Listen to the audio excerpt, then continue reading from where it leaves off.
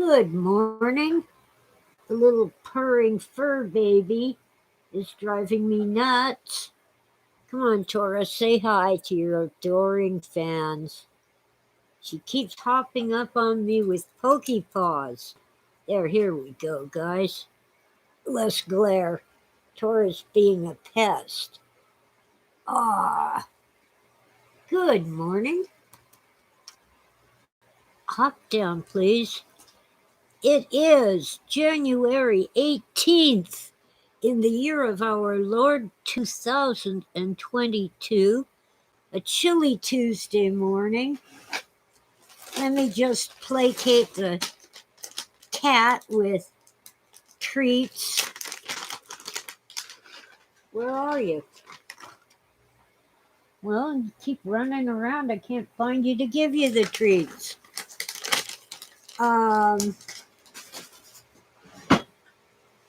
So I'm coming to you live from beautiful downtown Crestline in the San Bernardino Mountains of Southern California's Inland Empire, wearing my hat cap, mostly because I haven't brushed my hair. It's morning, I have bedhead. Hair's all messed up. Somebody really should do a documentary about my life. It can include the years I spent with Philip K. Dick. What is my phone doing and why? Why do people call me when I'm on the air live? And it's always, spam.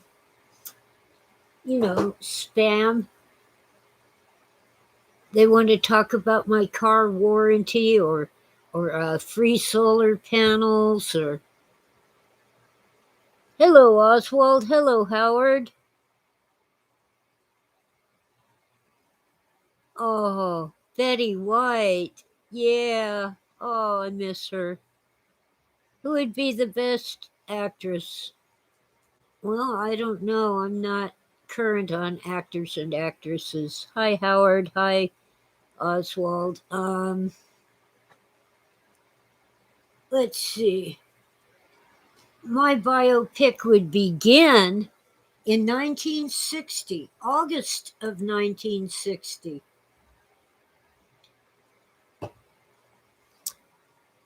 My older brother and I are in the backyard of our family home. It's after dark, but we're out there because Steve got a telescope for his 9th birthday. I'm 6 years old and just very interested and disappointed that no one ever gives me anything real. I get dolls and stuff like that. I wanted a telescope.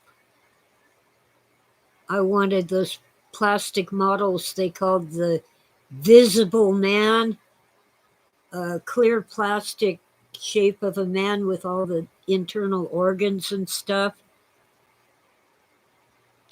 I used to read my older brother's textbooks because they were learning science.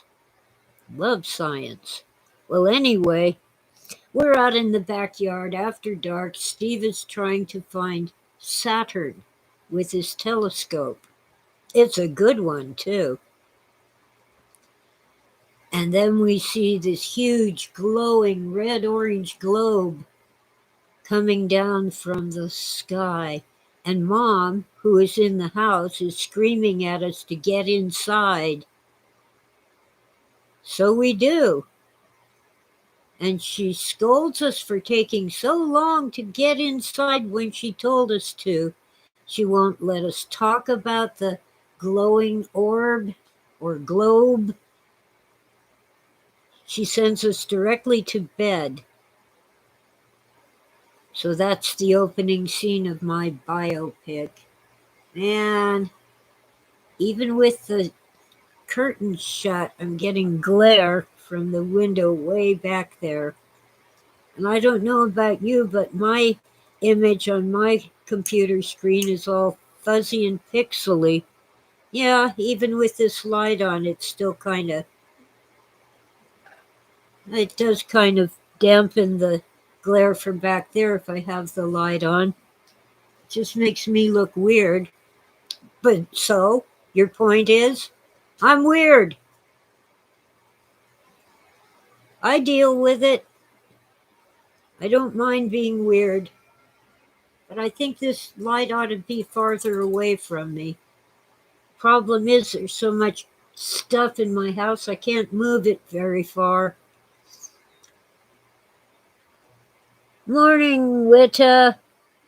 Witta, I think I sent Witta's book, yeah. I haven't sent Oswald's book because happens, and it's the weather isn't too great, and I always have to get someone to drive me. I can no longer walk that far. But maybe when I've healed better, I can use the sports model walker to get to the post office on my own in good weather. This isn't it. It's cold and it's been raining again. But at least, hey, we are not in Tonga. Thanks, Oswald.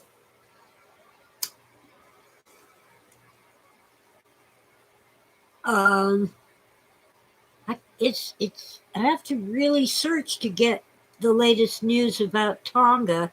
It's as if the media forgot about them. A huge volcano exploded. And yet they say that it's tiny compared to Krakatoa or Mount Pinatubo in the Philippines. If you're old enough to remember, the Philippines, which had been a U.S.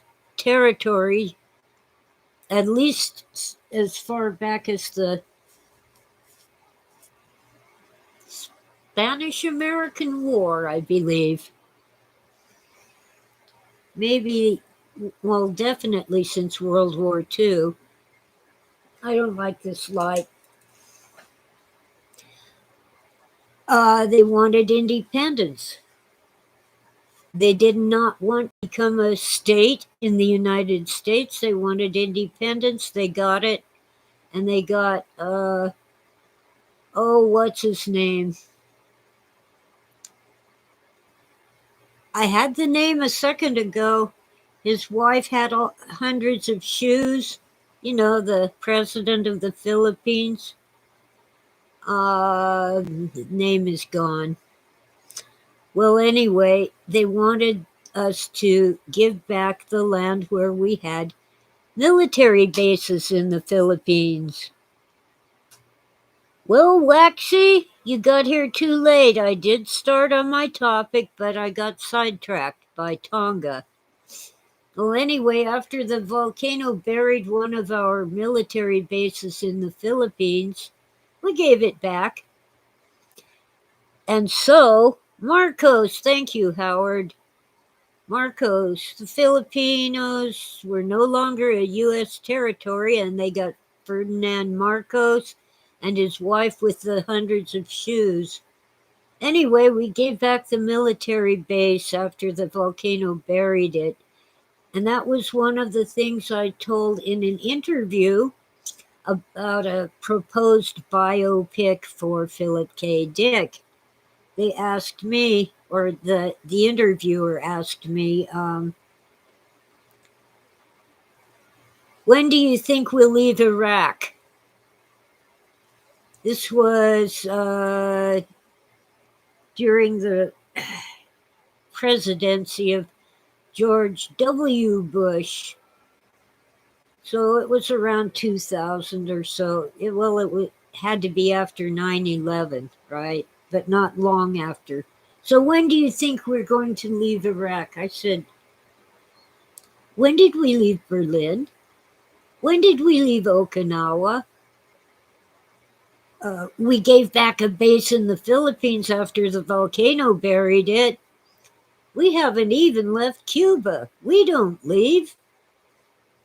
And so today, Well, we left Afghanistan. How did that work out? But we have not left Iraq.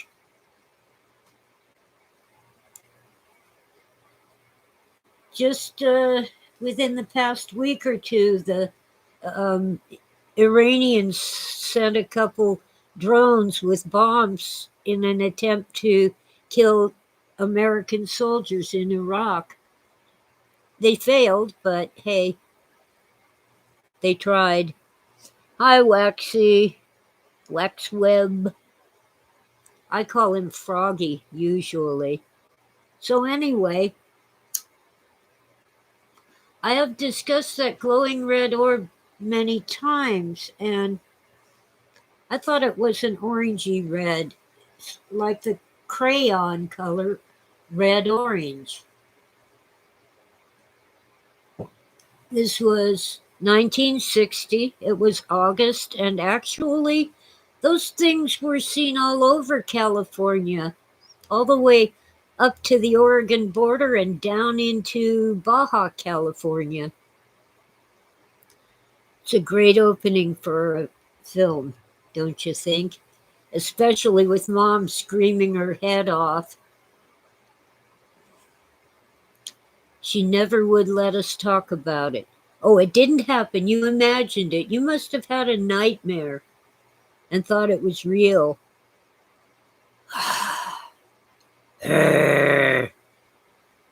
Well, anyway. So, being little kids, it was easy to dismiss us, but there were newspaper accounts and police reports about the incident. And there were different shapes, too. Some were shaped like boxes. I kind of suspect that maybe they were something like maybe hot air balloons, maybe holograms. I don't know. But they were weird.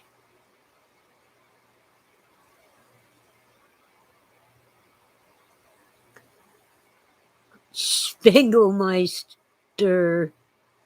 Yeah. Oswald Spengler is a historical figure. You should look him up. Anyway,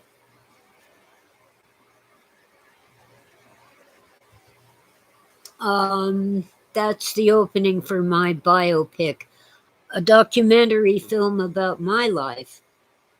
Then we jumped forward to school. Ew. I loved school, but not second grade. I really have very few memories of second grade. Can't even remember the teacher's name. Somebody messed with my mind. In kindergarten, I had Mrs. Reynolds. In first grade, I had Mrs. Leatherman, who was previously Miss Tanner before she got married. Third grade, I had Miss Santley until we moved across town, and then I had Mrs. Chin. Fourth grade, I had Mrs. Novaks. Fifth grade, I had Mr. Anger. Sixth grade, when we went to Anaheim and Mom put me in a Baptist church school, I had Mr. Hammond. No clue who the second grade teacher was, even though I can picture what she looked like and remember that she taught us a little bit of French, like bonjour and counting to 10. And yet, when in Girl Scouts a year later, we were doing a presentation and they wanted me to recite, to count to 10 in French. My oldest brother, Rick, had to teach me how to do it because I couldn't remember how to count to 10 in French. 1, 2, 3, 4, 5, 6, 7, 8, 9, 10. So there. It might have been 2 years. No, it was 1 year later because second grade, she taught us French. Third grade, Mrs. Santley taught us some Spanish. buenos dias and uno, dos, tres, etc.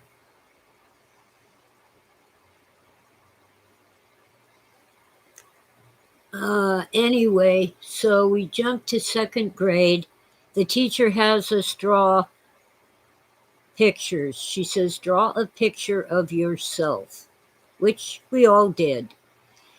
And I do remember that over the course of that entire school year, that was the only paper we did not get back to show to our parents. I remember asking Mom why I couldn't draw a human arm. It always looked like a caveman, the cartoon caveman with the forearm from elbow to wrist being all big and fat. And I don't know, she gave some kind of answer like, well, you just haven't learned to draw yet. And I was 7 years old.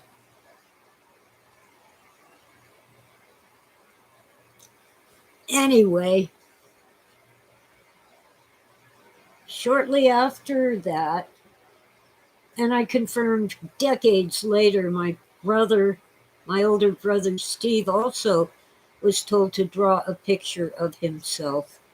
Turns out it was part of a study, supposedly of self-esteem and how it relates to leadership.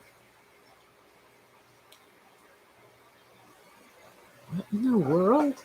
Oh. I'm looking at my own screen and saying, what is that in front of my fridge? That's right, I stacked up some boxes. Anyway, so of course the researchers from UCLA kept those pictures. They were used to determine, or partially determine, whether we had low, medium, or high self-esteem. And part of the study was eventually published, and my brother found an article in Scientific American about that study. But what I remember about that study is a lot more than tossing bean bags at boxes, kind of throw the bean bag so that it falls into the hole in the box thing. And one box has a big hole, the next one has a medium-sized hole, and the third one has a tiny hole. I remember much more than that. I do kind of remember tossing the bean bag and being disappointed that they wouldn't let me do it some more. It was fun, and it was over. Not much of a game, in my opinion, if you don't get to keep trying. It was kind of like this game that seems to be popular now called cornhole. Anyway, what I remember is in third grade, I was one of 2 or 3 students who were allowed to go take violin lessons, supposedly, or other special classes during the 45 minutes that were set aside for spelling. Well, I breezed through the spelling, hand in my work, and leave to go to learn violin. And my cousin gave us a little beginner's violin, not a full-size one, a little one for children. And I learned violin, or so I thought. But after a few lessons, all of a sudden, instead of learning violin, I was going to this room with several students from each grade level. and we were supposed to perform psychic tasks, which I think must have been remote viewing before that was a thing. You know, what's in John's pocket? What's in the box behind the curtain? What's in the bank vault downtown? That sort of thing. And there were John and Robert and a woman whose name I think was Maureen. They didn't give us last names, and they were students, they were young. But Maureen was yelling at me that I was deliberately putting the wrong answers on the paper, and I was. But one of the guys told her to lay off. Now, this was a longitudinal study. They followed us to adulthood to see whether we achieved leadership, supposedly. So that would be a good segue into all of the weirdness in my life. Really weird stuff.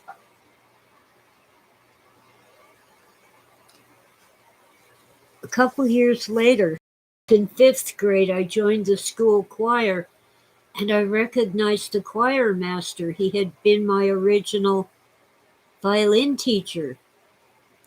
And he yelled at me that I quit taking violin and I would never be successful at anything. Here I'm 10 years old and I'm already a failure because I quit his violin class. Well, I didn't quit.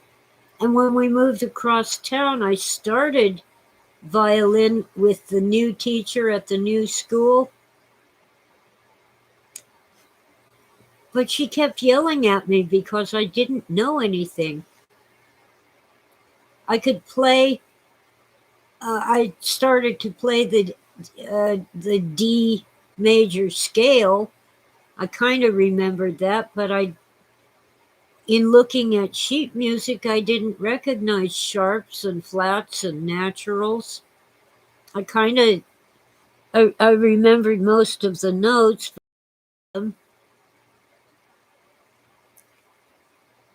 I didn't know anything, and yet I supposedly had spent the first half of that year in 3rd grade learning violin once a week, every week. Well, I quit because I didn't like being yelled at. But I don't think the choir master knew about that. I think he believed that I had quit when he was my teacher, that I just quit showing up. And I think he was right, because this study was trying to make me do psychic tricks.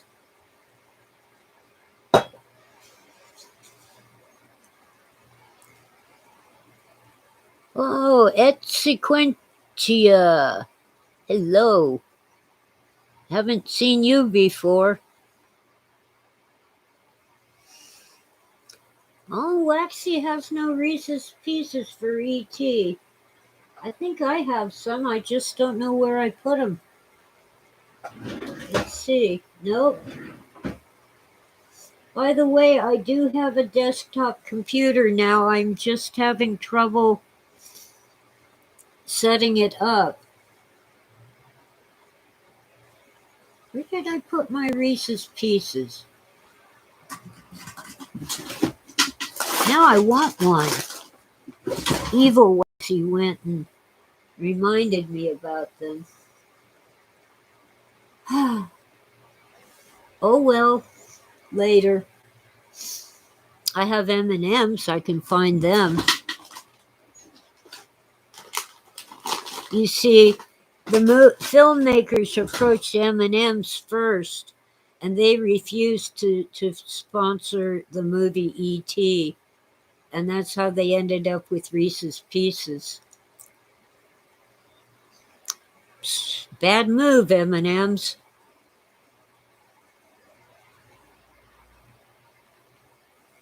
Oh, et Sequentia is back from long exile. Come on, where'd my mouse go?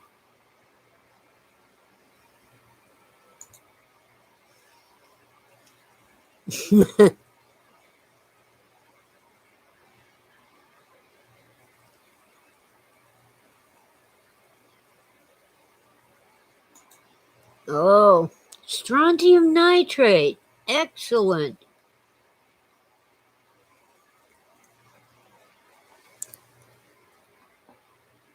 Well, I think you listened when I used to be on that other platform.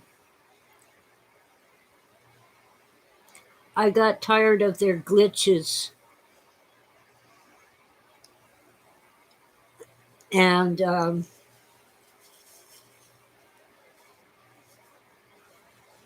the behind the scenes people were annoying me and treating me badly, and then they booted some friends of mine without even giving them a warning. Just all of a sudden, they were not allowed to do their podcasts, and they wouldn't even know until they tried to sign in. They've asked me to come back, not going there. Blog Talk Radio is a terrible platform anyway.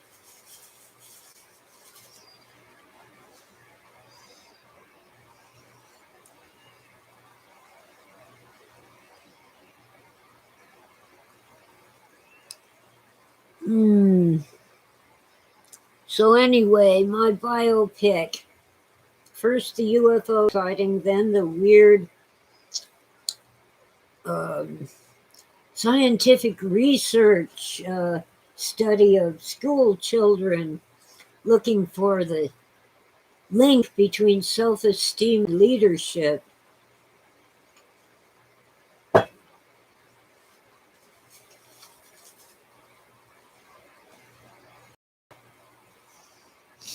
Yes, E.T., I'm doing fine.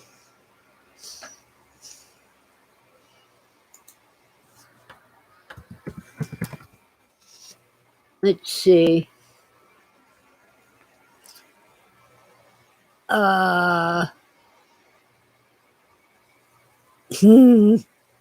Oswald has a favorite website that cannot be completely typed in on this platform.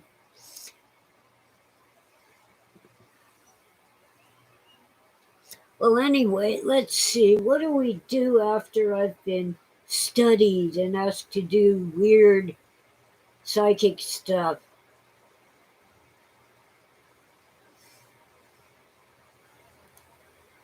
Well,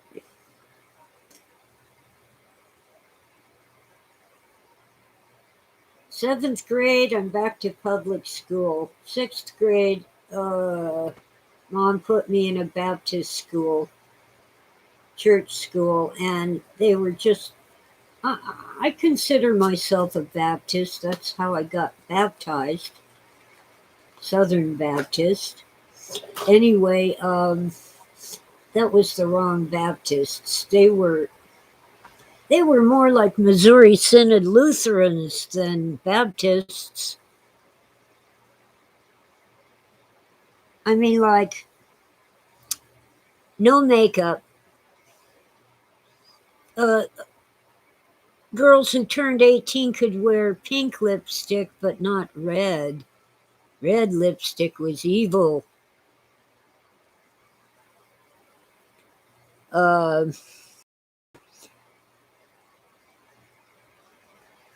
No wearing slacks or shorts, only skirts, and all kinds of weird stuff.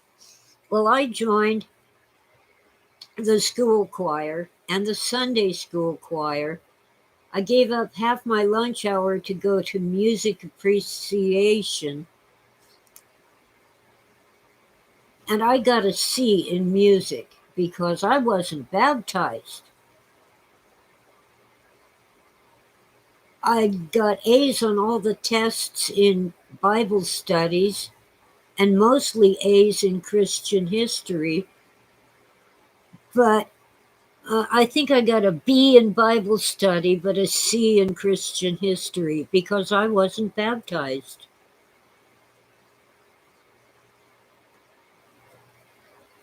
And at our Christmas program, the solo went to a girl who couldn't sing, but her father was an official at the church. I think he was a deacon.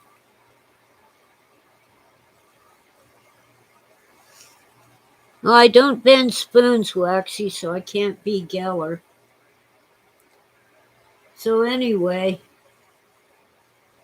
finally got to go back to public school for 7th grade. Joined the orchestra because I did not want any more music appreciation. And I considered art, but I had played violin before, so my cousin gave us again. Mom had sold the other one at a yard sale and kept the money for herself.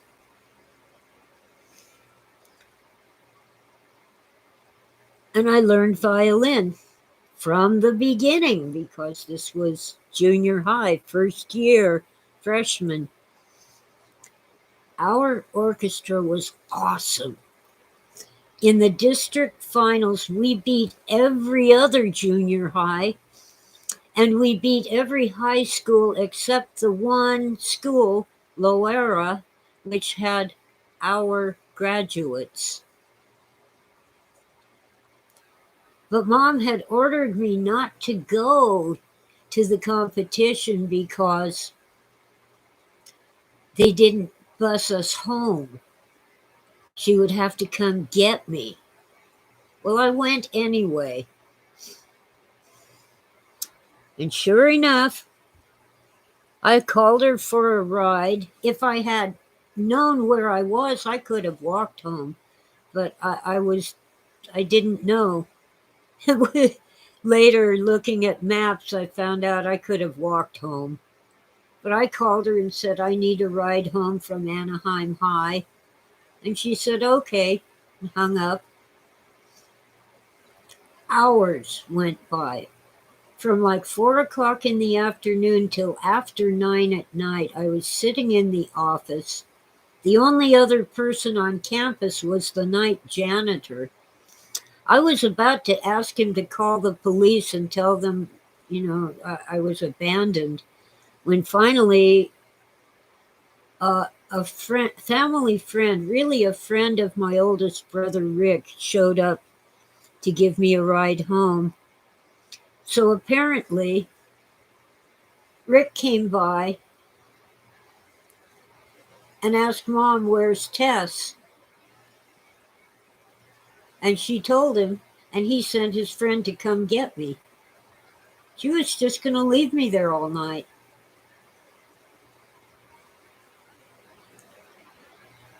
Nice mother, huh?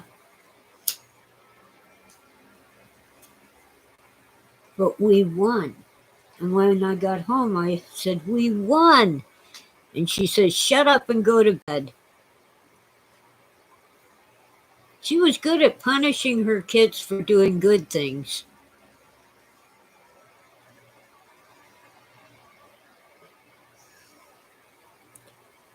Oh dear, Waxy's making me hungry. Okay, Oswald, the C on your sheet music is the bass line. That's why it's down below the treble line that looks kind of like a letter S or a dollar sign, the fancy old-fashioned ones. It's a loopity-loop. I can't draw it anymore. It's a backwards capital S. Well, when I switched to cello, I had to learn to read the bass line because the cello music is in bass, not treble. But the cello, I know when I make a mistake, but the audience doesn't because the strings are so much longer that you can be off a little. And because you're not doing a solo, I wasn't any Pablo Casals. I'm in an orchestra. The audience wouldn't know that I made a mistake.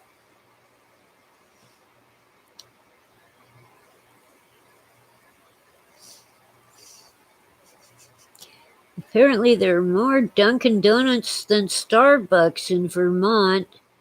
Well, Dunkin' Donuts has better coffee than Starbucks, Oswald. Everybody knows that, and it doesn't cost $5 for a cup of coffee.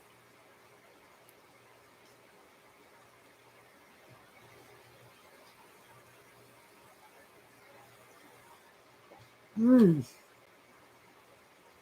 Anyway,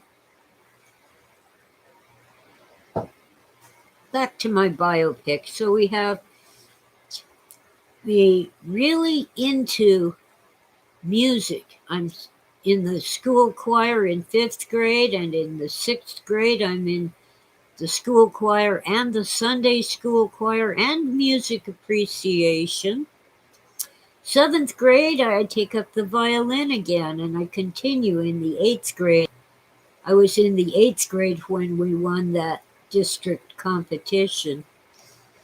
I had a free pass to the best high school in the district for musicians, Loara, because I was in the orchestra.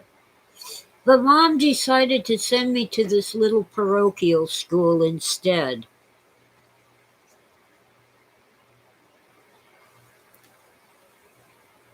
But let's back up to 7th grade. I forget how the topic came up exactly, but I was asking my school counselor, "What do you think my IQ is?" And she said, "Oh, probably about the same as your mother's, 130. So I asked Mom, "Do you really have an IQ of 130? "Well, how do you know that?" "Well, my school counselor said so." And then "How does your school counselor know what my IQ is?" So apparently, whoever tracks people in school had been tracking my mother and was tracking me, and the school counselor knew off the top of her head, without looking it up, that my mother's IQ was 130. Well, I got her beat. Mine's 160 when I finally got it tested. Yep. Uh, of course, that and $5 will get you a cup of coffee. I imagine you need $10 at Starbucks now.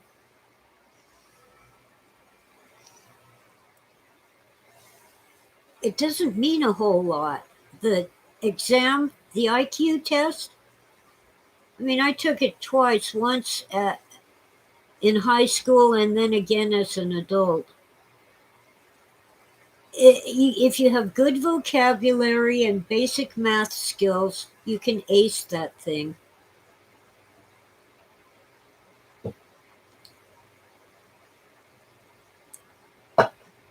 The first time I took it, I missed one vocabulary question because I had never heard of deciduous trees or deciduous teeth.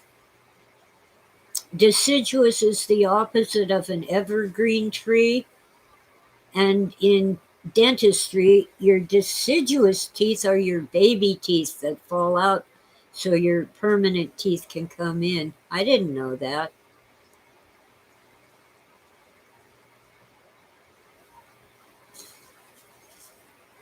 That isn't a matter of intelligence. It's a matter of whether I've heard of those words and know what they mean.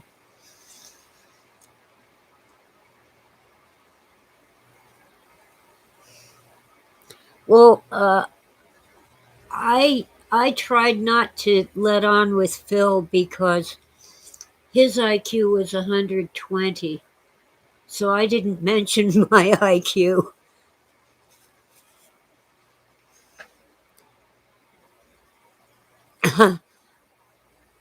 I didn't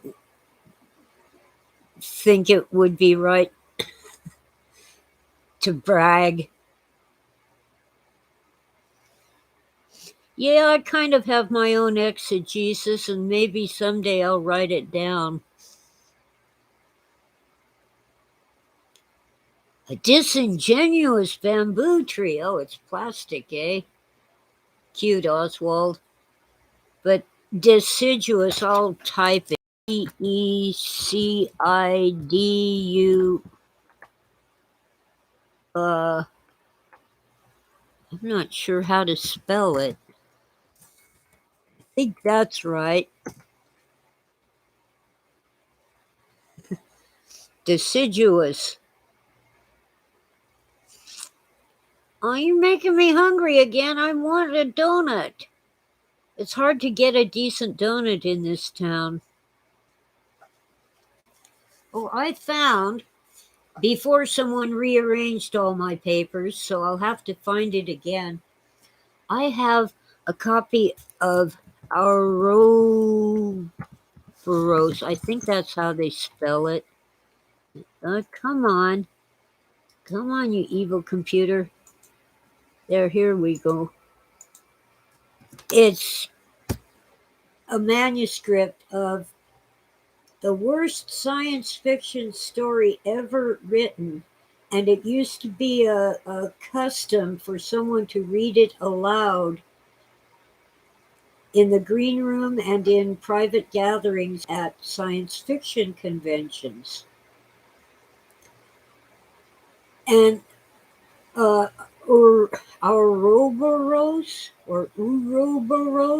is the snake eating its own tail. So there's a picture of that, a drawing of that on the first page, the cover page.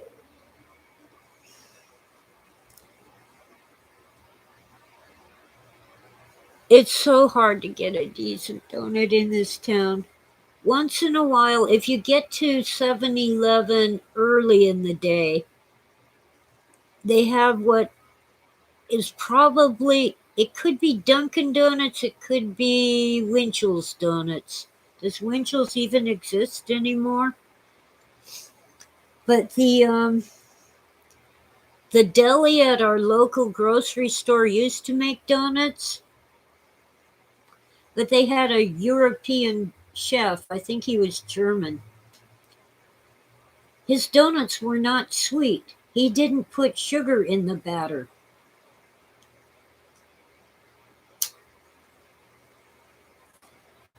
Or if he did, it wasn't enough to taste.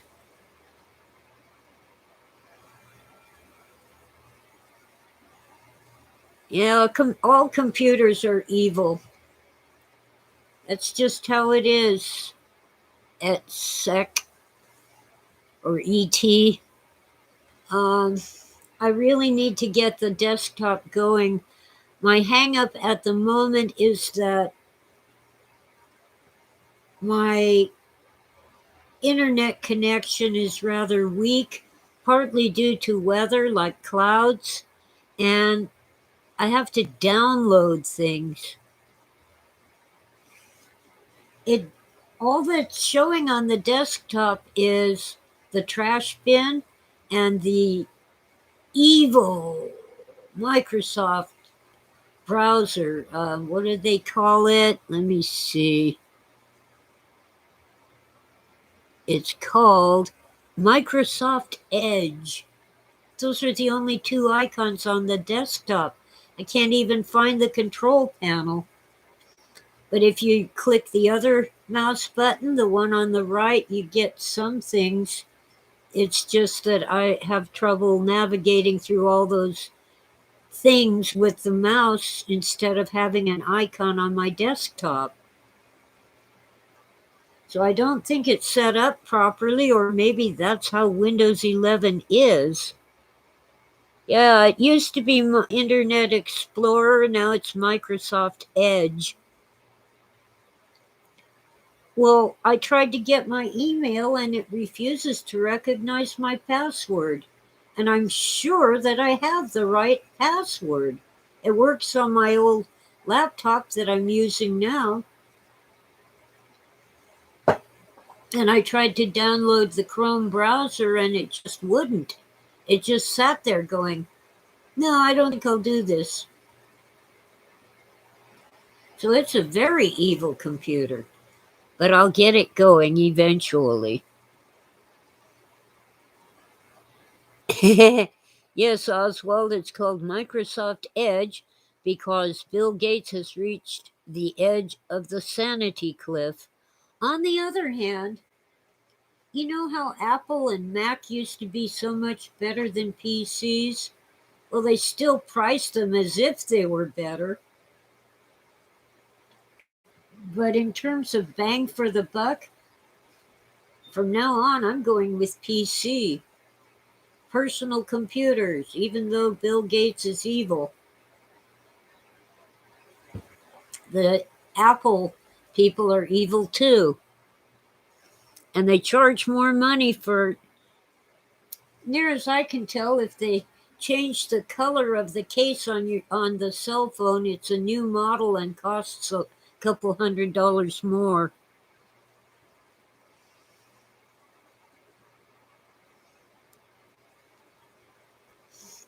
Yeah, I have looked up YouTube recipes for donuts, but the ones I like the most, like maple bars and glazed donuts, you have to use wheat and stuff. It isn't just batter like the cake donuts. And I'm sure I'll get it wrong.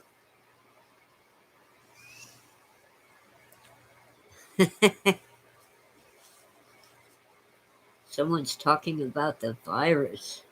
Well, let's see. Let's go to. Okay, I'm still in 8th grade. The before the violin, before the district competition, which took place near the end of the school year, back in January of 1969, Mom and both my brothers, and I guess my baby sister too, are down with the swine flu. Now, back then, at least, we didn't go to the doctor unless we couldn't stop the bleeding. If it got too bad, we'd go to the hospital.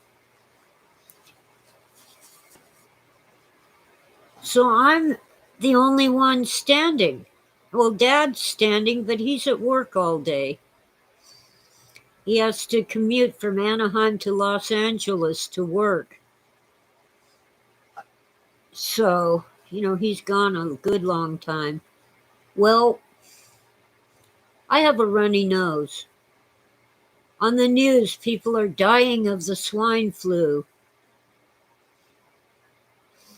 I'm taking care of everything: cooking, cleaning, laundry, tons of laundry. Uh,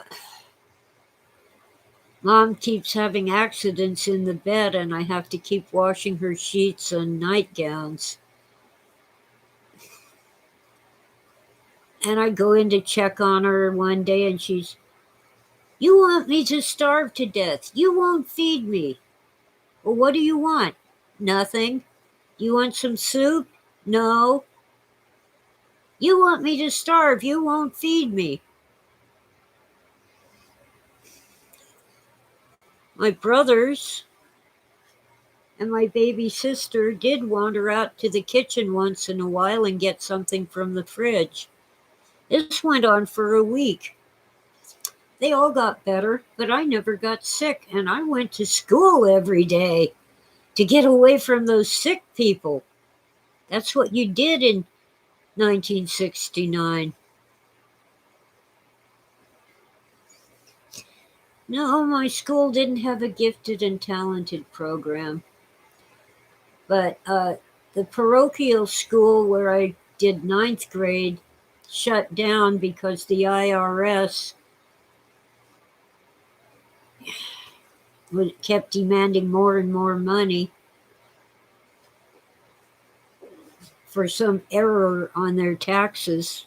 And they finally just shut down and filed bankruptcy.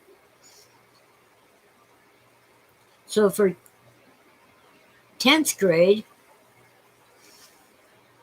Mom sent me to a school for gifted children.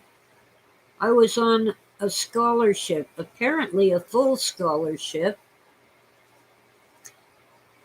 Mom was driving a school bus for them, and part of her money might have gone to the school, but I don't think so. My baby sister was in a Montessori school, and the first school had shut down at spring break. We called it Easter vacation. So I ended up at this school for gifted children at the end of the year, terrified because every course was different from what I'd been studying. Anyway, the following school year for 10th grade, Mom moved my baby sister to the school for gifted children, so part of what she earned as a bus driver went for Georgia's tuition. But I was still on full scholarship because they were studying me. It was probably part of the same study. And later, when I had my son visit the school for a week just to see if he wanted to go there, the principal, who was a psychiatrist, said something that really disturbed me.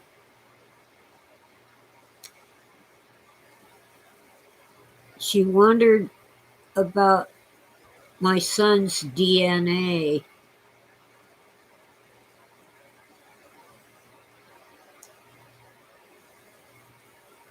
Hmm, really interesting.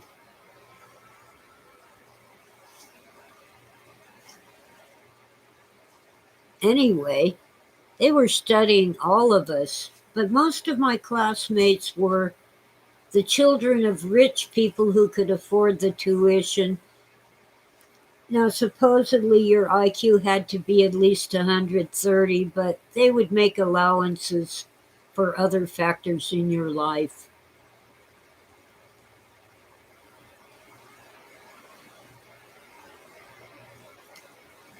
They told me they weren't supposed to tell you what your IQ was, but they always did. They told me that my IQ was 159. Later, as an adult, a young adult, I took the test again, and it came out 160 because I'd learned what deciduous means.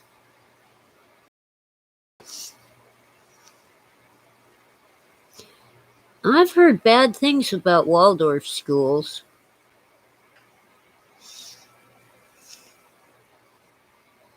Oh, I do have Rh negative blood, Oswald. It's A neg. And my eyes are green, but Mom would look right at me and insist that my eyes are brown. They do sometimes look brown, they're a dark green. That just means I'm deficient in melanin. The same pigment that colors your skin also colors the irises of your eyes. Well,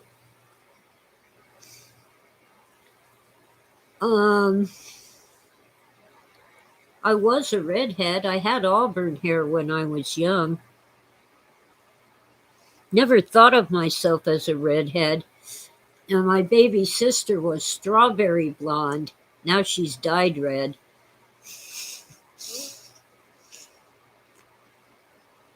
Yeah, apparently, they generally type your blood when you're born.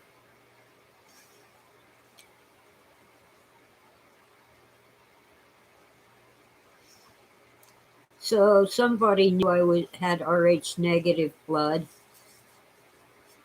Now, I was an average student until 10th grade at that school for gifted children. I was terrified being in school with all these geniuses, so I really knuckled down and did the hard work and got good grades. But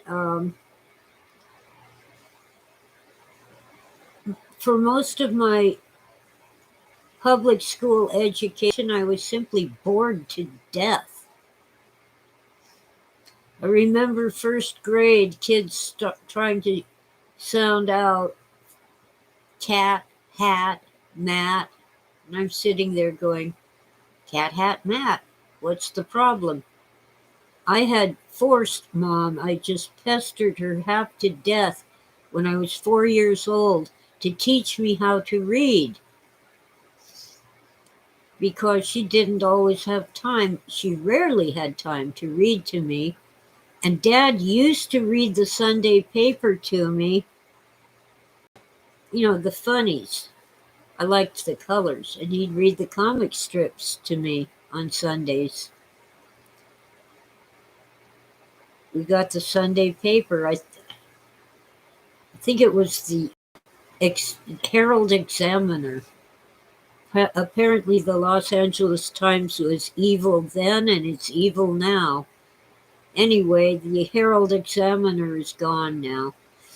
But Dad got a job where he had to work on Sundays, so he didn't read to me anymore. So I pestered Mom, and when I was 4 years old, she finally taught me to read by sounding out the letters. So I'm sitting in first grade going, cat, hat, mat, what's the problem? Can we please move on?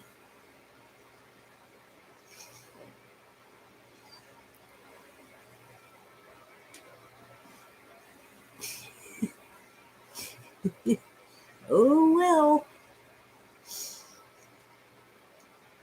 Oh well.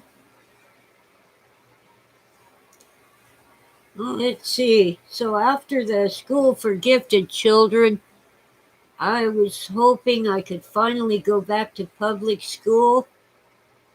Nope, Mom put me in this other private school. See, the school for gifted children graduated my entire class, age 9 to 15, and I was the oldest. My friend Shari was also 15, but a couple months younger. Anyway, our behavior was getting out of hand. We were clever, practical jokers. And one of our instructors from the previous year actually did go to a mental hospital.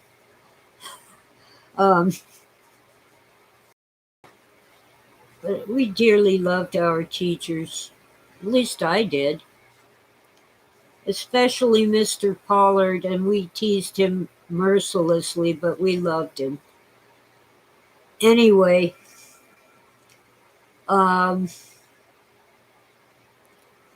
they graduated. So I graduated 10th grade, and some of the others graduated 9th grade.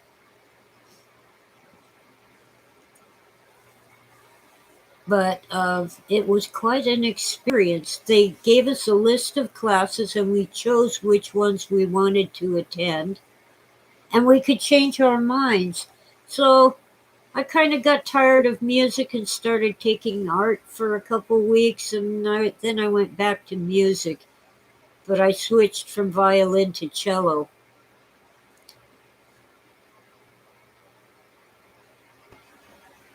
And our class was so small that we had to play our own graduation march. And our theme song was Mission Impossible.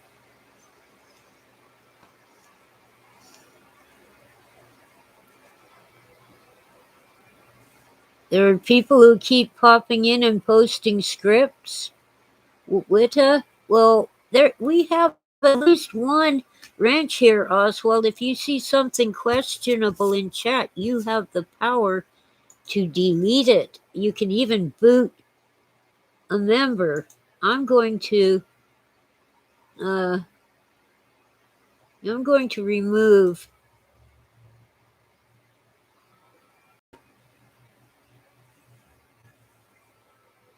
that little troll. I don't know what it is.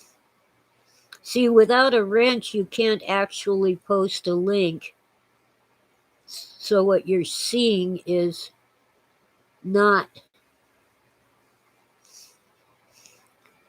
what they actually typed.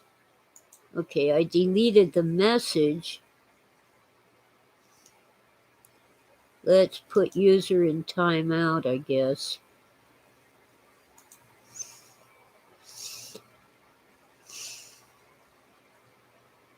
Making your cigarettes. I have to get one of those machines where you put the tube on the straw and you turn the crank, because I can't roll a cigarette to save my life.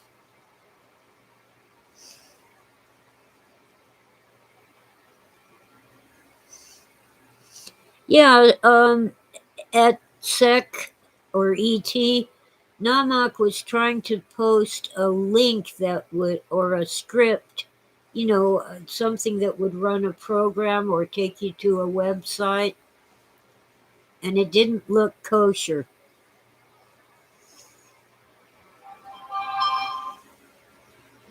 It's probably a very bad thing to click on.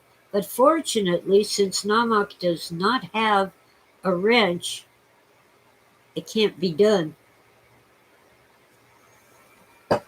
Anyway, I booted Namak or put him or her in timeout and deleted the post. A script ET is a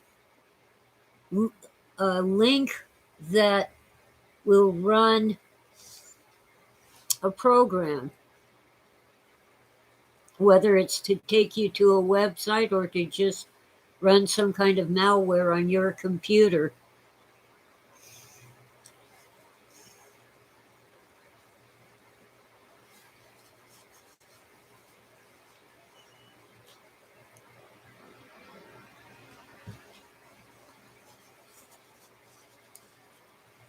Let's see, I should actually report Namak.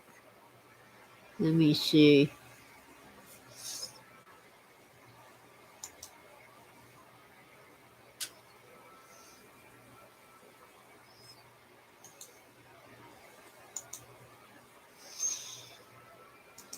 Okay. Well, you see, they try to do that in chats, but you'll notice that, for example, Oswald has blue letters and a wrench next to his name. He can post a hot link that you can click on, but someone without that wrench is automatically censored by the YouTube software.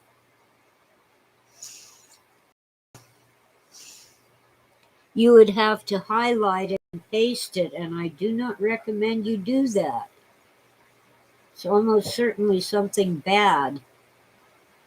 Mess up your computer, empty your bank account, or play pornography, or gambling, or ads.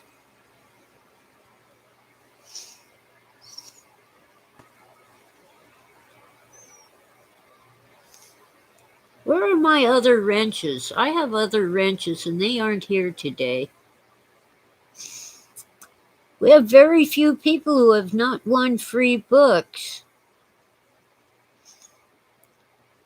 Let's see, and I think so far the only two who are eligible today who have not won a book before are Wax Web and ET. And, well, Waxy can have a signed copy of my book just for the asking. We're friends. So that leaves ET. Hang on, I gotta recycle some coffee. It's hitting me hard. I'll be back. Don't go away.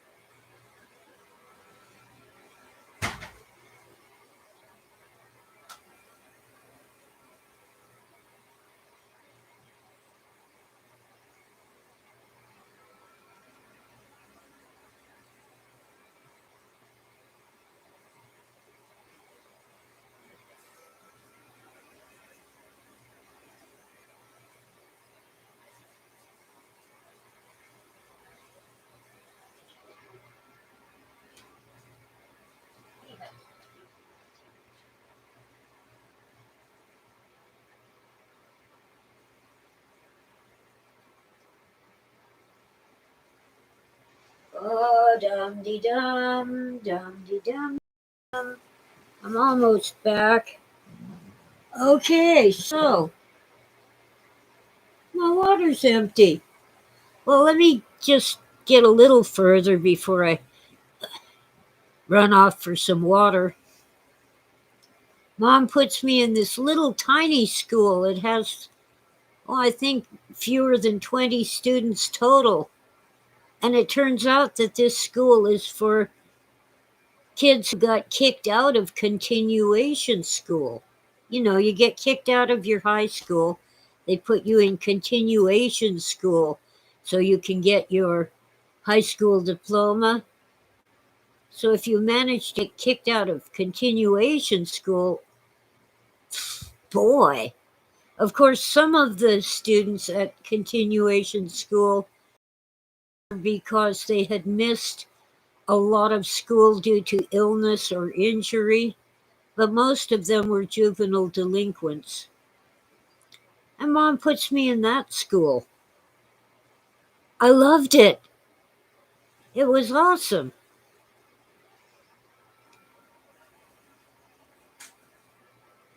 Well, Walden High, eventually, after I graduated, got bought out and became, just for the name, that's all they wanted. And it became a school for gifted children. So when I signed up for college, everyone thought I'd gone to this amazing school for gifted children. Well, I had gone to one, so it took me a while to make the connection. But my last 2 years of high school, I was in private continuation school for kids who got kicked out. And everyone thought I had this diploma from a fancy, ritzy, highfalutin school. And I'm like, what? Okay, really? Oh, poor Waxy isn't wrenched, he's just wretched. Poor guy.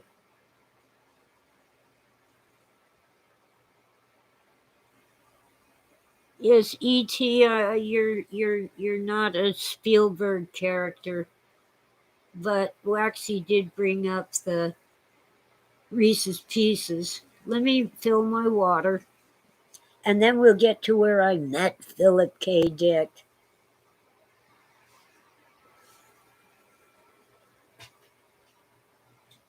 Dum de dum, dum de dum de dum. Dum de dum, dum de dum de dum. Dum de dum, dum de dum de dum. It's quite a morning. I had liver and onions for dinner. I love liver, but I really prefer chicken livers. I had to settle for beef liver because that's all I could find.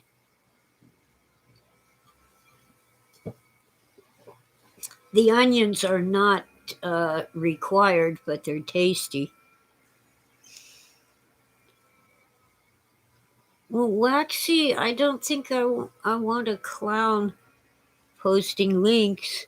The main reason for wrenches is to delete spam and such. Anyway, um, so I meet. Well, I'm still in high school when my stepsister pops out a baby, and Mom decides that I should stay home and raise Susie's baby so Susie can go out and play and have fun. Susie, who's older than I am, a year or two older, needs to play and have fun, but I don't need to go to high school.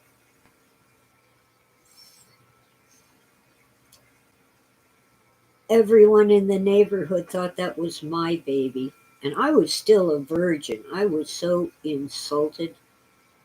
About a week before Christmas, I walked out one night and didn't come back for several months. I found a place to live. I got a factory job. Well, then I got, well, it was in aerospace. I was testing electronics parts, and Nixon cut the budget for aerospace. And we lost all our big contracts, so everyone was getting laid off, and I was laid off, partly because they discovered I wasn't really 18 yet. I'd lied about my age, so I could work full time. Anyway, I got sick, really sick, so I called my brother Steve and he took me home, and Mom was upset because she'd been sleeping in my bed and now she had to go sleep in her own bed with her husband, my father. Mom was a twisted, sick puppy. Maybe because she was the second positive baby of an Rh negative mother, and that was before Rogam. You couldn't just get a shot and be okay. When the mother is Rh negative and the unborn baby is positive, bad things can happen, like blue babies, babies who are deprived of oxygen because their mother's blood is attacking their blood. So anyway, I just stayed in bed. In a while, I'd go out to the kitchen and get a glass of water, and if there was a banana, I'd grab one and eat that. But for several days at least, I mean, I lost track of time. I was just lying there with a high fever, so bad I was hallucinating. I had the window open because I felt too warm, even though it was cold and raining. Uh, so my floor length curtains were blowing in the wind, and I was seeing dragons climbing up and down the curtain. Nobody paid attention. Nobody came to check on me. Until one day I was making my way out to the kitchen, and my baby sister, well, let's see, I was 17, so she was 8 years old, came in the front door and ran down the hallway, staring at the ceiling, not even watching where she was going, and plowed right into me. I had no time to get out of her way. And I said, "Watch where you're going." And suddenly, Mom, who was always taking a nap because she was either drunk or suffering from a hangover, jumped out of bed, ran down the other hallway to chew me out for being mean to my baby sister.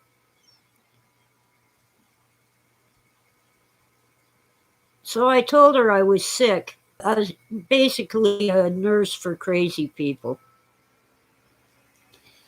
And I told him my symptoms, and he, however they did that, then got some penicillin and told me to take one every 4 hours. Well, I had no sense of time, and he didn't say during the day. So I was taking one every 4 hours around the clock, but it killed kidney infection that I had. But now today I'm seriously allergic to penicillin. The last time I had penicillin from the dentist, um,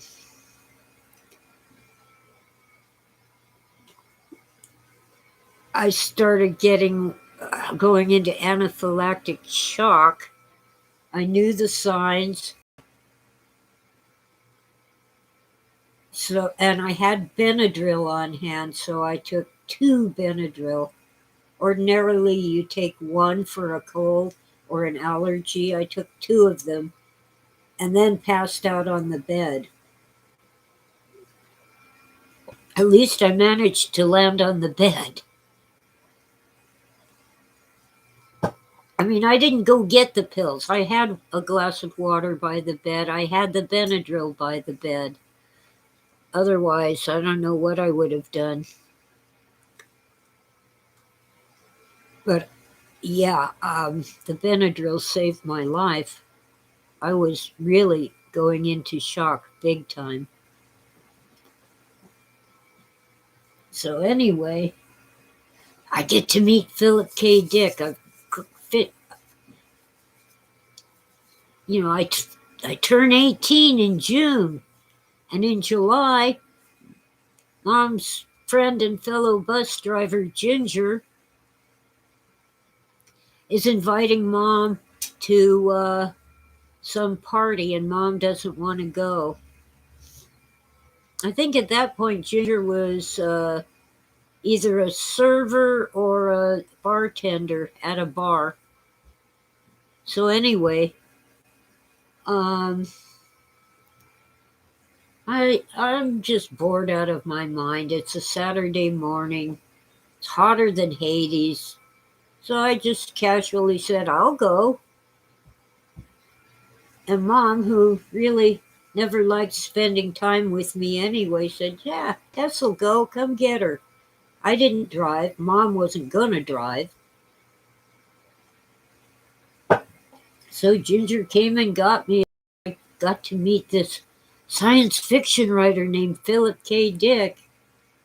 I'd never heard of him, but I actually had read one of his short stories and one of his novels. I just didn't remember the author's name. So we meet. Instant. It wasn't just love at first sight, it was instant connection.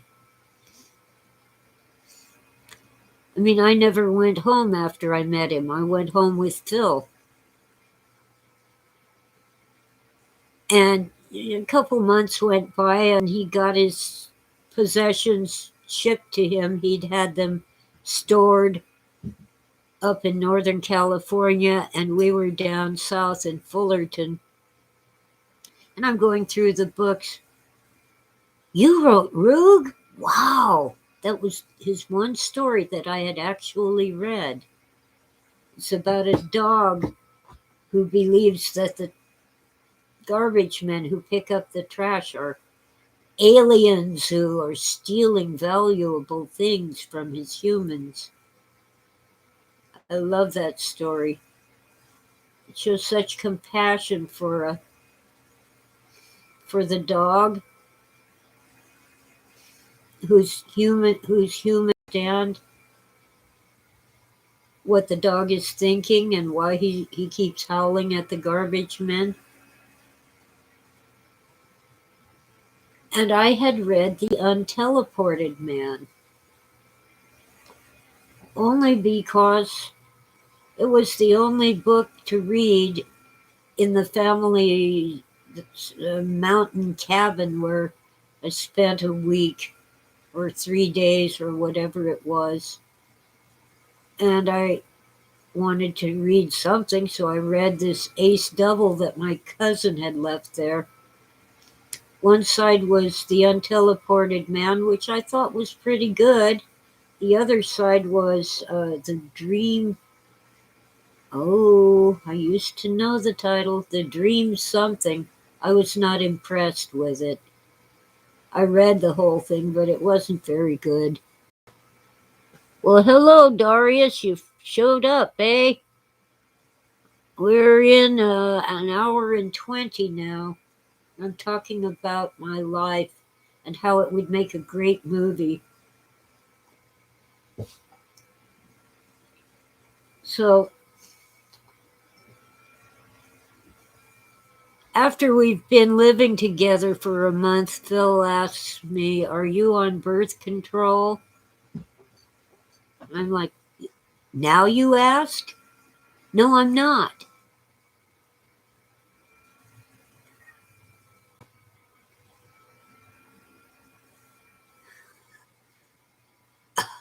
I wanted a baby and I didn't care whether he wanted to be a father. I could just go make my own life. I had to have a baby. I just had to. I don't know why.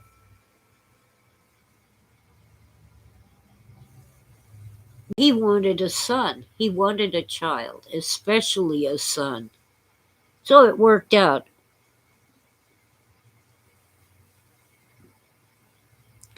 A split scene? Waxy wants a split scene.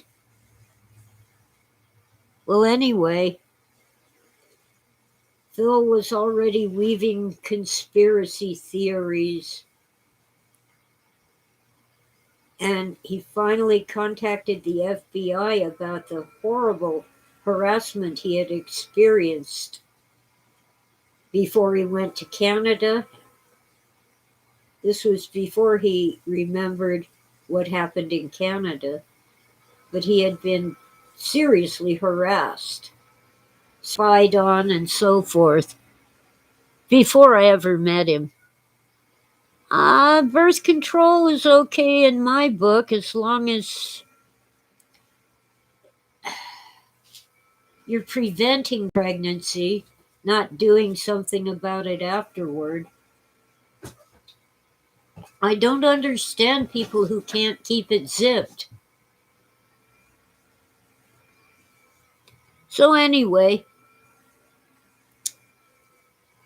then he really was seriously harassed, no doubt about it.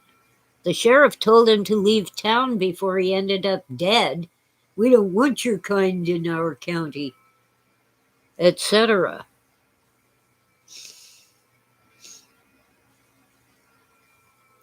Well, yeah, the biographical comic book, I think that's by R. Crumb. It's mostly Phil made it up. The comic book guy didn't have to make it up, Phil made it up.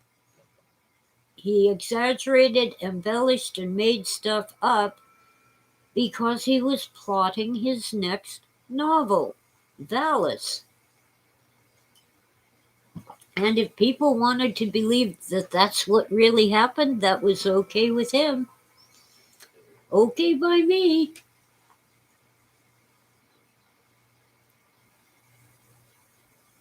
Well, apparently the sheriff thought Phil was a big drug dealer, and the feds thought he was some kind of foreign agent. This was Nixon's brand new agency, the DEA, Drug Enforcement Administration, and probably other federal agencies. He had this very gossamer, very thin, harmless connection to John Lennon and Dr. Timothy Leary. And that's all it took.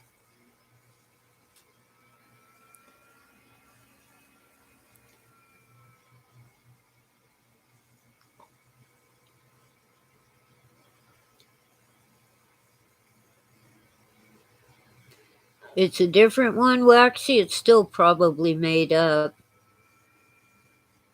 Phil made up the pink beam bouncing off the gold necklace and hitting him in the forehead, but not out of whole cloth. He turned around and the setting sun, or afternoon sun, not quite setting yet, hit this shiny window sticker just right and briefly blinded him. And it happened to be a sticker of the fish sign. So Phil had this afterglow, there's a word for that. You know, after a bright light blinds you, you close your eyes and you still see this pink image, or sometimes a green image, phosphine activity.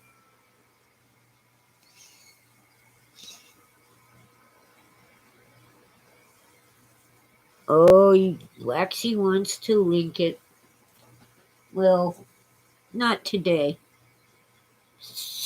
Link it on Facebook and let me check it out, Waxy. If it's by Art Spiegelman, once again, it's kind of made up. Art Spiegelman, most famous for his comic novel Maus, Maus, which depicts Jews under the Holocaust as mice. It's a very powerful book. I guess it's more a graphic novel than a comic book. I'm sure he's done something about Phil. He and his. I don't think we might have met his wife. I know Art Spiegelman did visit us at least 2 times. I think we met his wife the first time, but not the second time.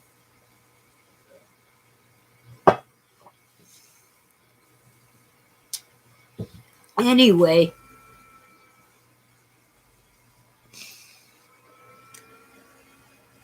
yeah. Wow. So, but my life goes on after Phil pulls up with a moving truck, takes all the furniture, and rents an apartment for his girlfriend, and she refuses to move in with him. But my life goes on, and I'm almost as traumatized as Phil, and I've got a little baby, well, a 3-year-old to raise, and I have to go live with my mother because I have no money. And finally, Phil sends, well, every month he sends $200, and he finally sends it at a time when I can use it to gas up the car and get out of town and come back to Fullerton, where I'm going to the junior college studying German and biology.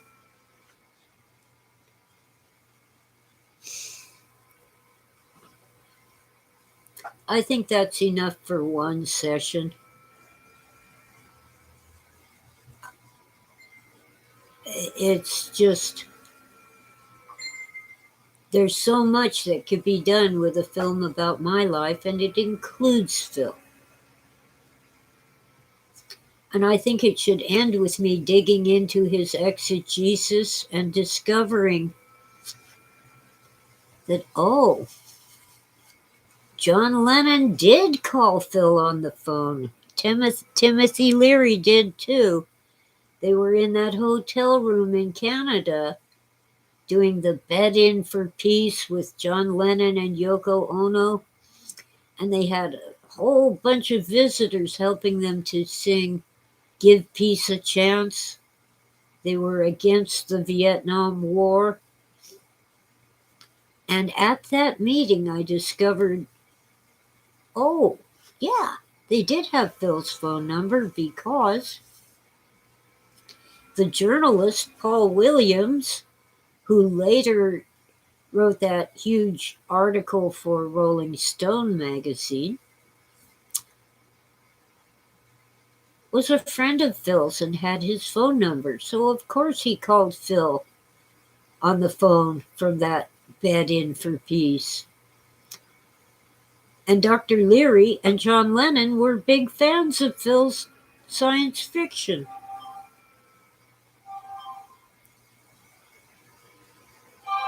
It might end there, with me discovering that and going, oh my, yeah, Phil didn't make that up. It really happened. And it wasn't a spoof. It wasn't someone pretending to be Timothy Leary.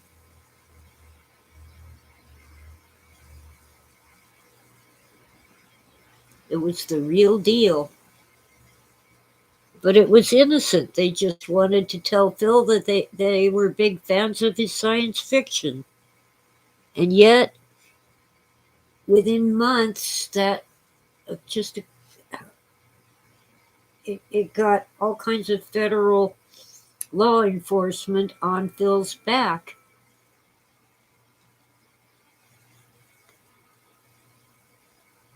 Okay. Oh, it's Italian, Waxy. Well, not today.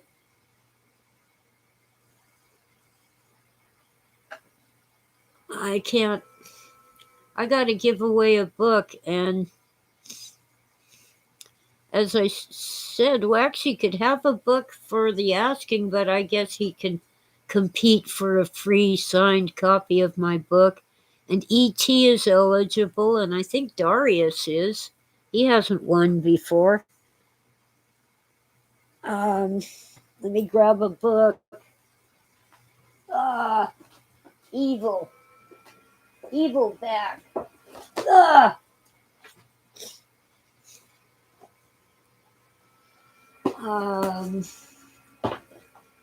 This week it will be Blade Runner creator Philip K. Dick.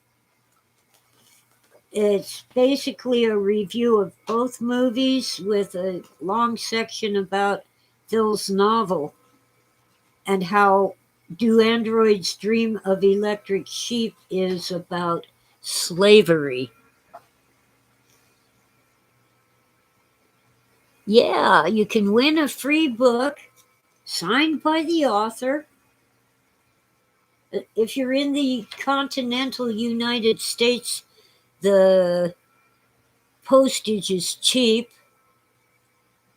I think so I'm not worried about that. If you happen to be in Australia, New Zealand, or Hawaii, anything in that area, postage is like an arm and a leg.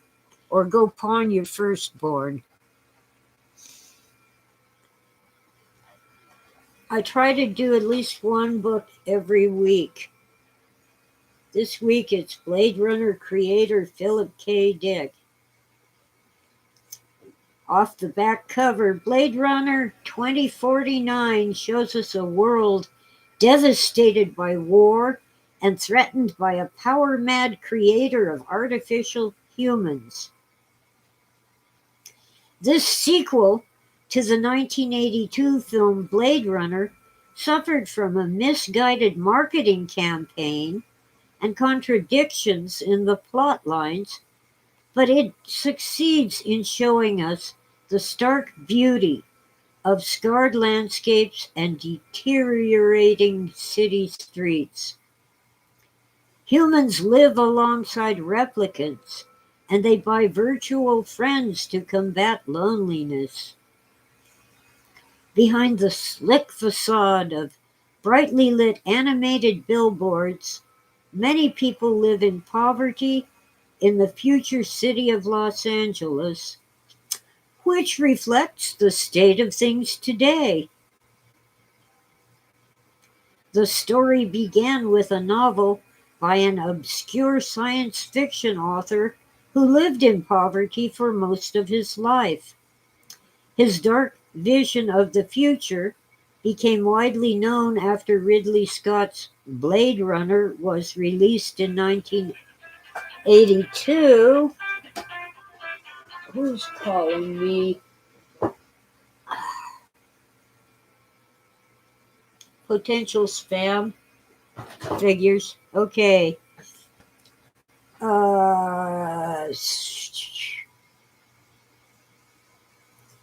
His dark vision of the future became widely known after Ridley Scott's Blade Runner was released in 1982, but sadly Philip K. Dick died before the film was shown in theaters. His genius is finally recognized, but it is too late for him. So, what we do, let's see, this week we're going to choose. Now, if you've won a book before, not eligible. So, only those who didn't already win a book.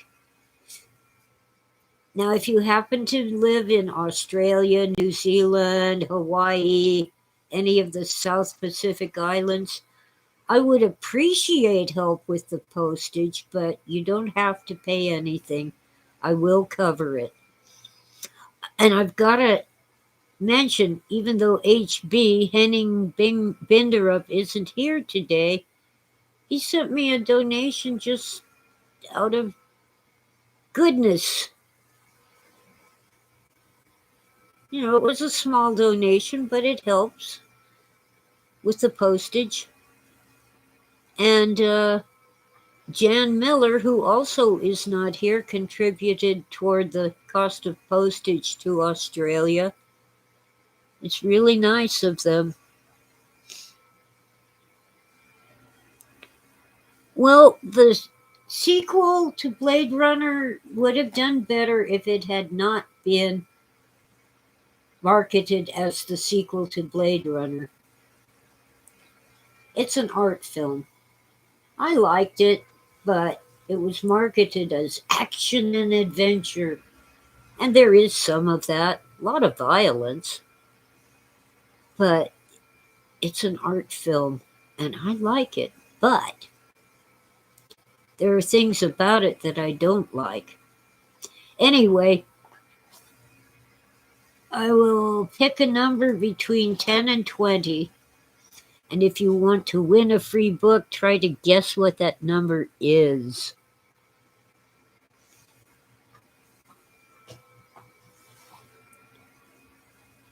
In the chat. Only the live chatters can participate.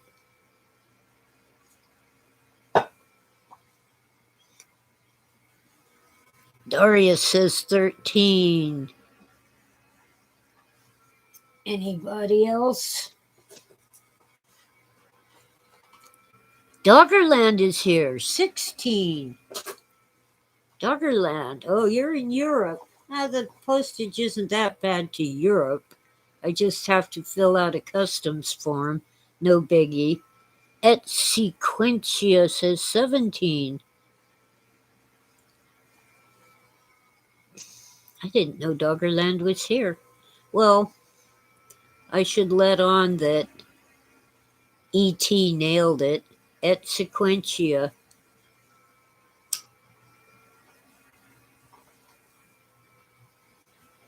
Okay, so let's see. What you need to do is send me your... Oh, Doggerland is Henning.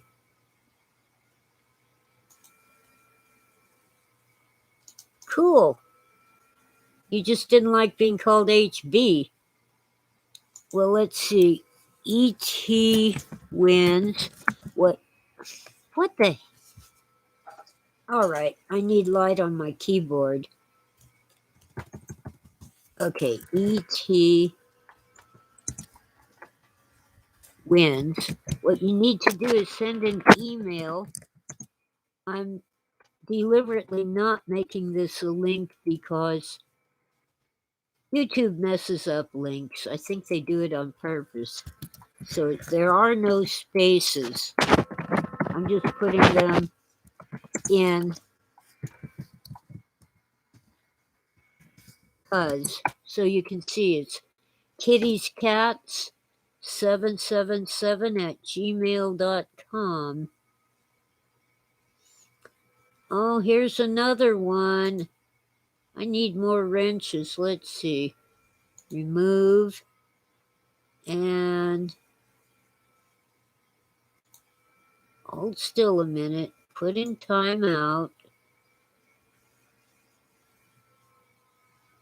Come on. Put in timeout. It's supposed to give me some choices. Okay, and report.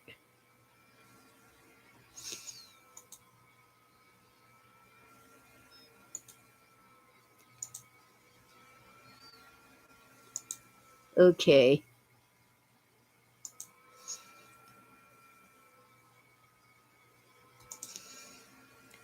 abut. Yes, Darius.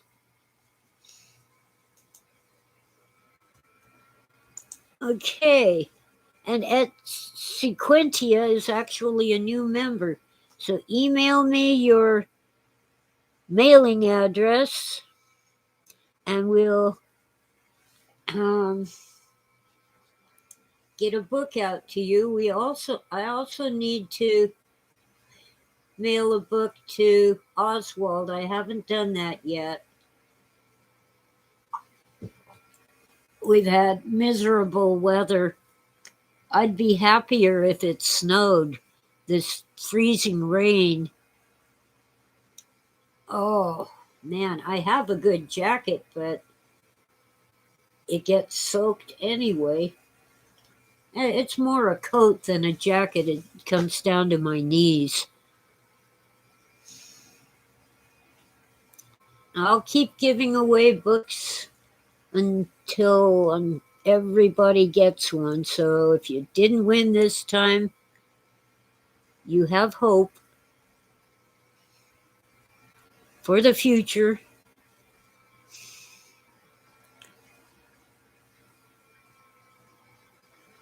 Okay, email kitties, cats. I'll do it as a link at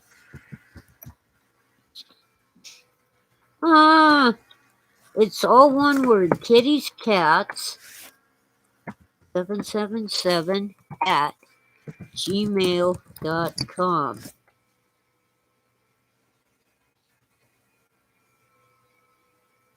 Jason. Hi, Jason. It's been an hour and almost 45. Oh, you use telepathy, huh?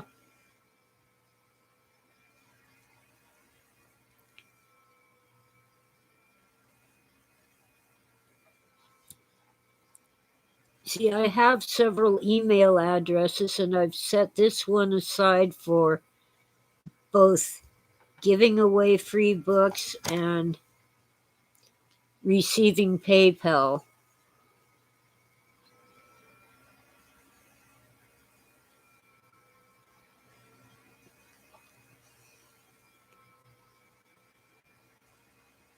Momoa said there'd be days like this. It's my mama, Waxy, making puns again. Mama said there'd be days like this. Yep, it's an okay song. The woo-woo method. Well, I can do remote viewing. I avoid it. There's critters in that realm. You enter a space where there's dangerous, for lack of a better word, spirits roaming about, going to and fro, seeking whom they may devour. And you can get seriously misled and get answers that are so wrong you wouldn't believe it.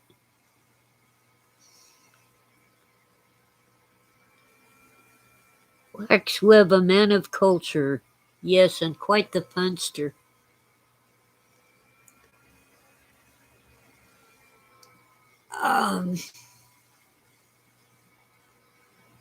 Now, when I give wrenches, the primary purpose is so that you can make trolls go poof.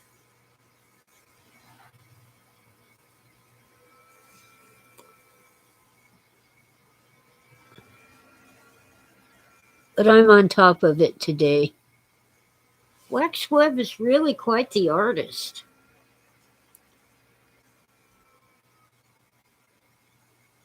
Anyway, I'm getting tired. I can't believe my internet connection has held up so well. The sky is cloudy and overcast.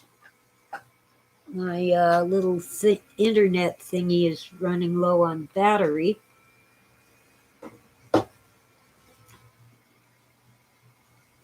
I do need to tell you, I got my thingy where you say, "Help, I've fallen and I can't get up."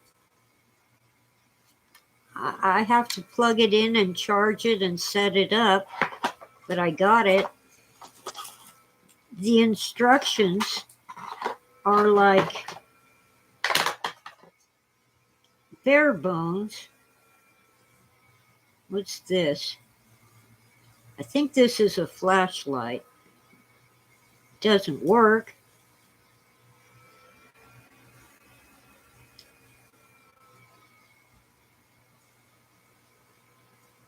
Nope, it doesn't work.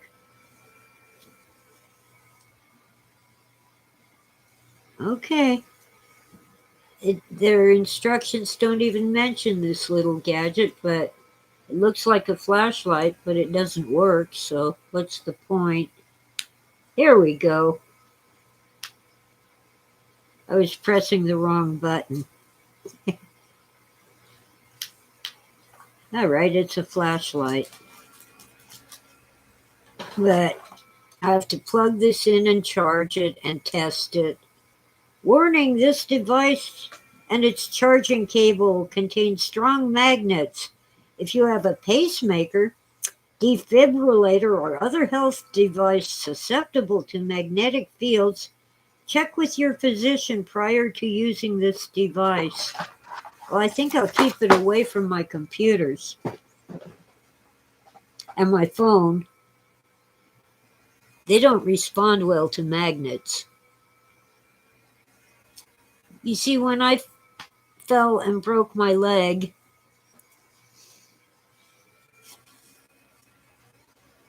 the doctors called it a hip, but it was really the leg bone broke. I could not get up to reach my phone, which was on the desk. Well, I think it might even have been way up on top of a chest of drawers.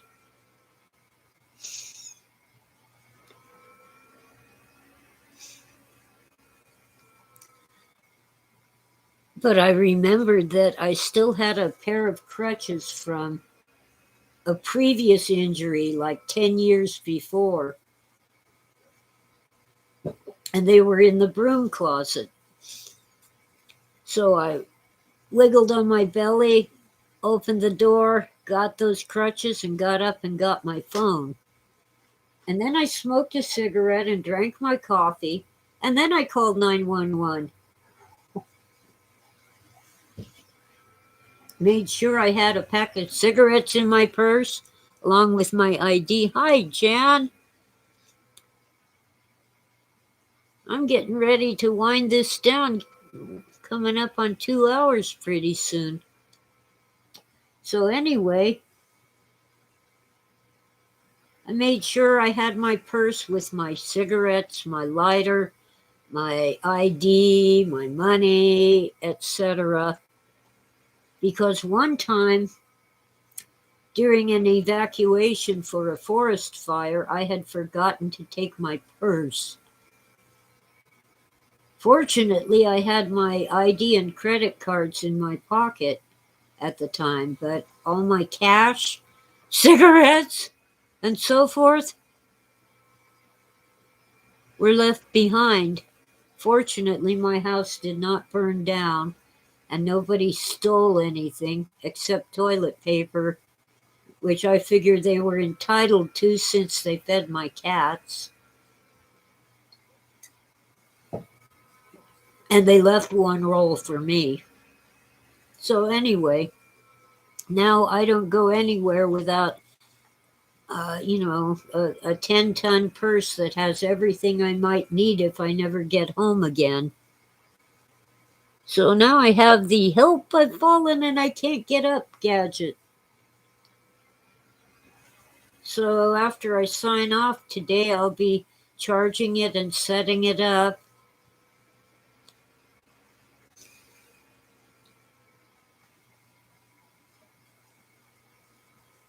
Hi, Jan. Hi, everyone. Let's see. So my biopic It's mostly about me, but includes Philip K. Dick and our son.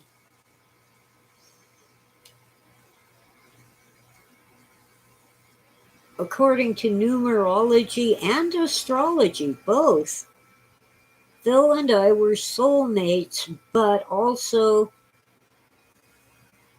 well, the numerology lady called it toxic. The astrologer called it that we had conflict between us. But we belonged together. And at least for the 10 years in which I knew him, that was true. Even after he moved out, ended up living with a girlfriend, we were still good friends. And we still had some conflict, but mostly we enjoyed each other's company, and Phil spent hours telling me all about his exegesis and so forth.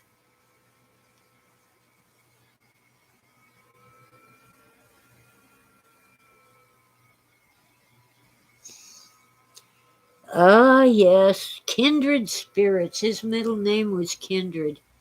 I will tell a little secret. I've told it before. Phil told me that he had named his daughter Laura after his first girlfriend in kindergarten. So, and he never told Laura's mother. Never let on. Well, I was determined to do pretty much the same. Now, technically, Kenny was not my first boyfriend. He was my kindergarten boyfriend, but before that, my first boyfriend was Donnie. But anyway, I decided I'd name my son Kenny, or Ken, or Kenneth. And I had the perfect cover. I have two uncles named Ken. And Phil didn't like the name. My son doesn't like the name. But it's his middle name.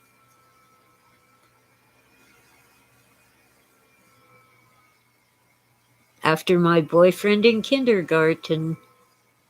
You know, sauce for the goose is sauce for the gander.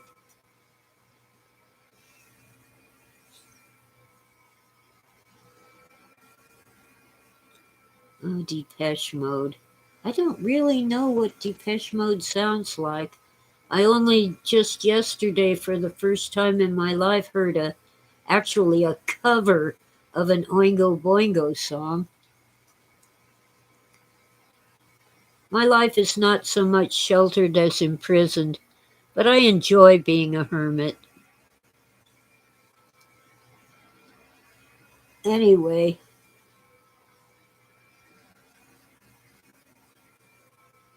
above all else, Phil was my best friend, and yes, we didn't fight, we argued. But the friendship endured. And I am so, yes, angry, but also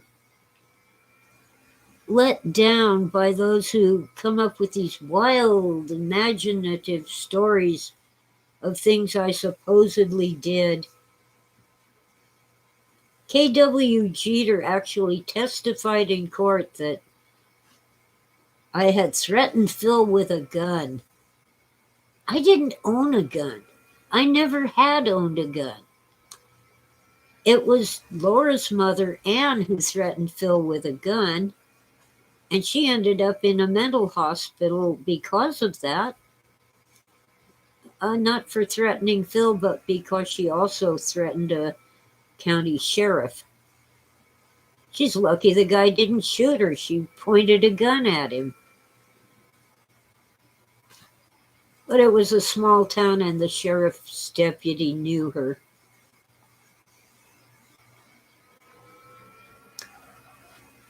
Anyway, she did go to the mental hospital for that. I've never been locked up for anything. No mental institution, no jail, nothing. I felt like a prisoner when I was teaching English at the minimum security prison. It's like, hey, I don't have keys either. I can't get out, you know, but whatever. We survived,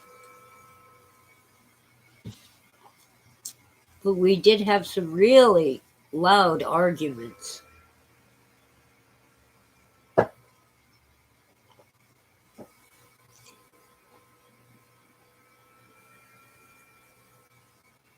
Can't escape the black iron prison. No, you sure can't.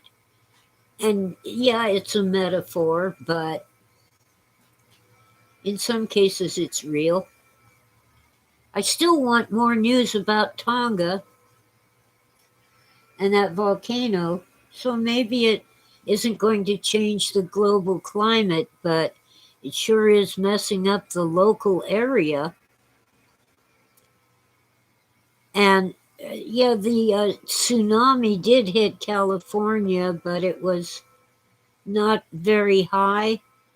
It was much more devastating to Tonga and surrounding islands because they're flat. They don't have like hills and mountains.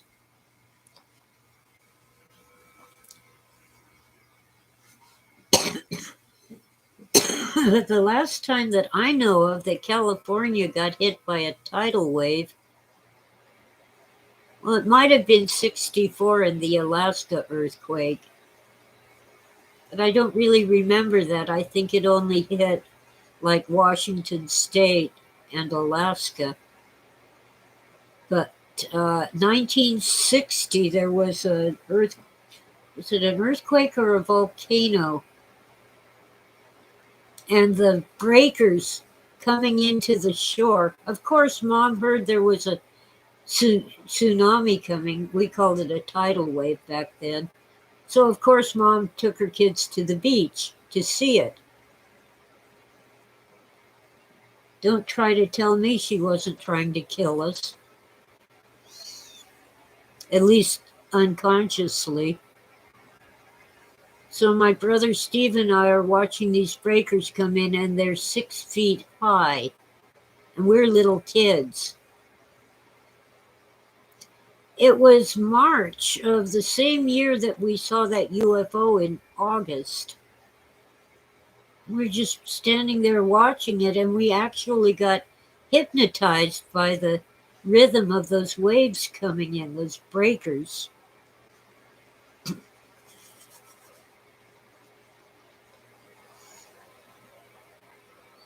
And Mom was yelling at us to come on, get away from there. She was afraid the breakers would grab us and take us out to sea. So she wasn't consciously trying to kill us. But it was stupid to go to the beach with 2 little kids just because there was a tidal wave coming. Well, we were hypnotized. At first we couldn't move. And finally I broke free and I grabbed Steve's arm and said, come on. But it took a few minutes.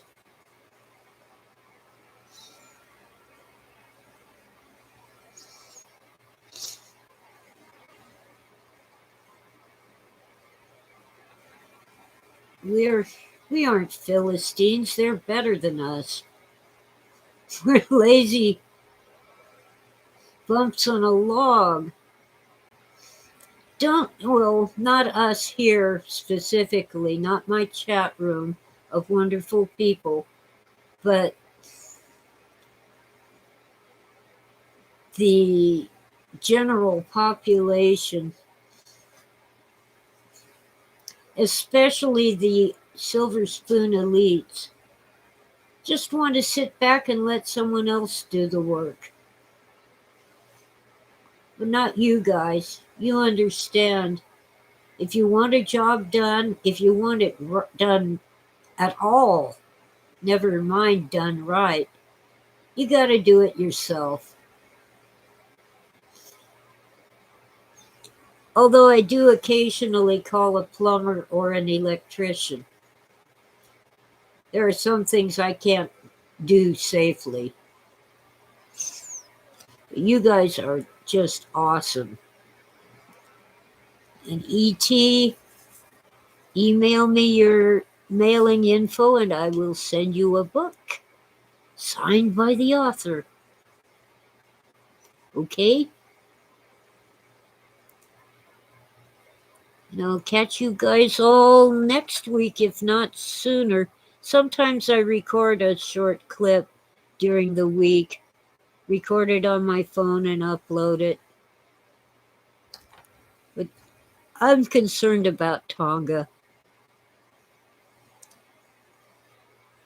And it's hard to find news about it.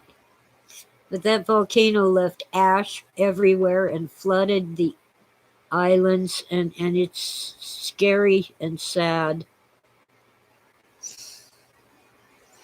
Don't worry about shipping costs, ET. If you're in the continental US, it's peanuts. Less than $5. I think it's about $3. Not a biggie.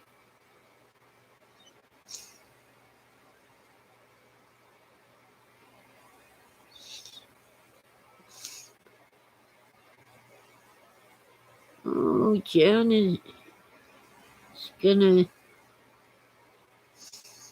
You're not in the neighborhood. Okay.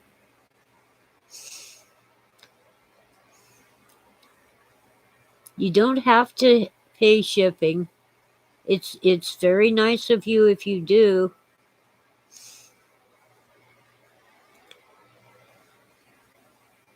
Doggerland sent me money for shipping and hasn't even won a book yet. Yeah, I've been wondering if the ash fell on the Australia, whether the mainland or the islands of Australia. That might affect the idea of my shipping a book to Jan in Tasmania, because the clouds of ash in the air have disrupted air traffic. And I don't think they send these packages by ship anymore. But the main concern now, no ash on Australia. That's good to know, Jan. Because if you had a lot of ash on the runway, you still couldn't land. Okay, I'll check again with my post office. Australia was not accepting packages from the US due to COVID, but I think they are now. So I'll make sure I'll get to the post office either today or tomorrow. And I'll be getting a book ready for ET as well.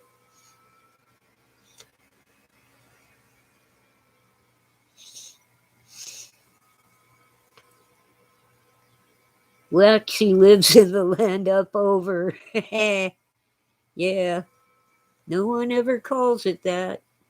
But Jan's in the land down under. Oh. Okay, guys, let's wrap this up. We're over 2 hours. And I haven't had breakfast. I'm still burping from last night's liver and onions. I had to learn how to cook it myself because the fry cooks at restaurants don't have a clue how to do it right. And it's so simple. If they would just soak the liver in cold water for 5 minutes, rinse it and dry it with a paper towel. If they just did that much, it would taste so much better.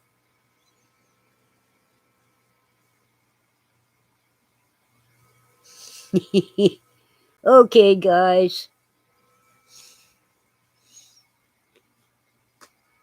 I prefer chicken livers, but the store didn't have any, so I got beef liver, and it's almost as good.